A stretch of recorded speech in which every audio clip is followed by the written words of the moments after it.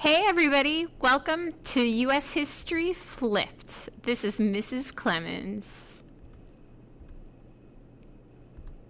Alright guys, so today what we're going to be talking about is balancing sectionalism with nationalism and how we worked to build a strong nation. And so the time period that we're talking about now is right around the 1820s into the 1830s.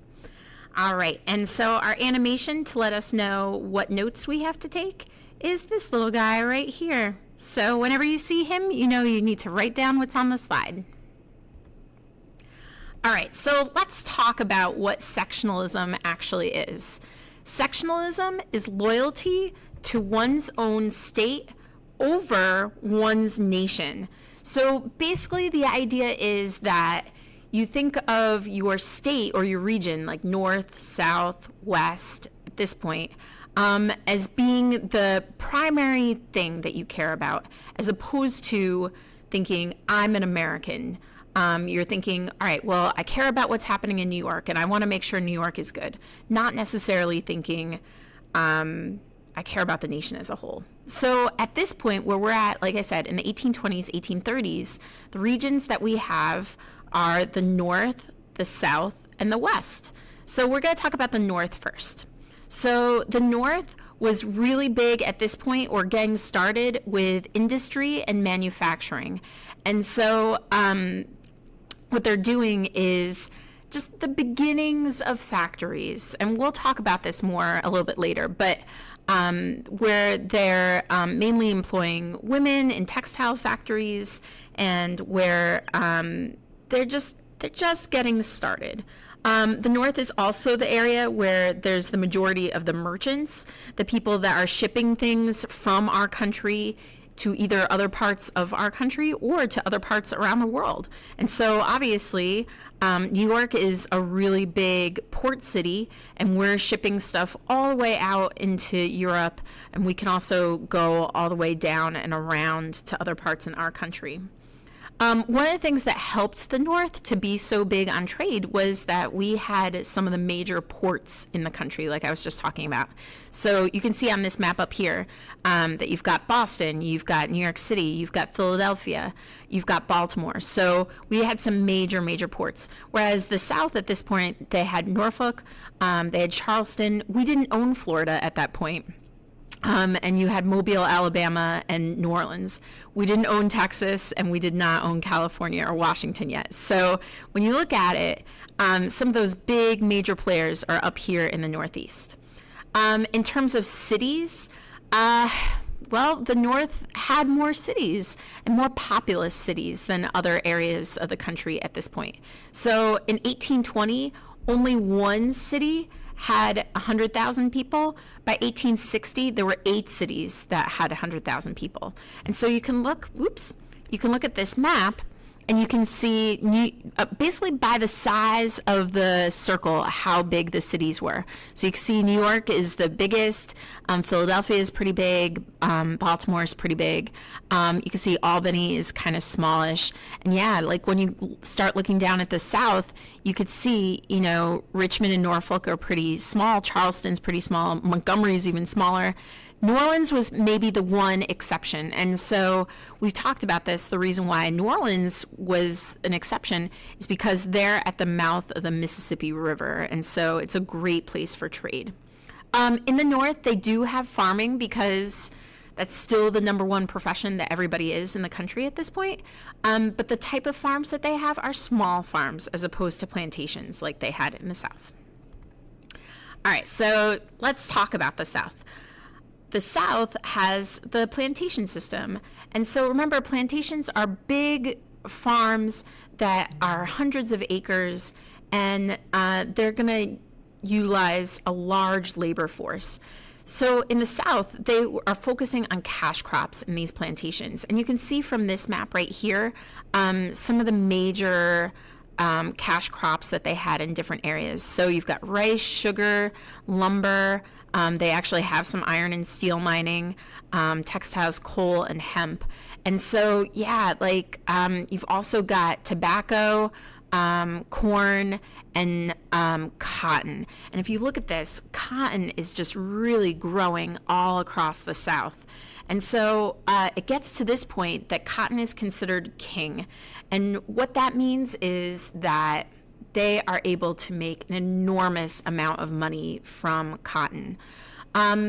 Slavery, as a result, became seen as a necessity because cotton was extremely labor intensive to grow, cultivate, and harvest. And so possibly slavery might have died out, or maybe cotton wouldn't have been as feasible, except for this invention right here. This is the cotton gin, and it was invented by Eli Whitney. And as a result, what it was able to do is to clean the cotton, get all the different seeds out of there, and make it a lot more feasible to be able to grow huge plantations worth of it. And so then they were able to make more money. And as you could see, like I said, from this map, it just spread along the South as we got more land. In the South, they have cities, but they're a lot smaller than the ones that were in the North, and there's a lot fewer of them. And in terms of money, this is not really a money economy in the South at this point. It's a lot more barter and trade. And what your wealth would be, it would be invested in your land and how much property you have. And overall, it's a pretty rural area. All right, the West is our third area, our third region that we're talking about.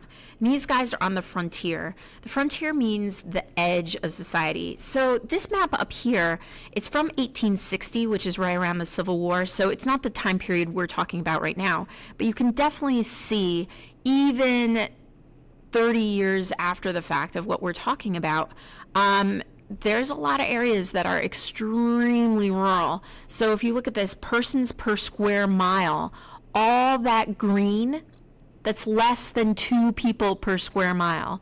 So you're living at the edge of society. The places where red, that's where the most people are. So you can see, obviously, in the North, there's a lot more places with population centers.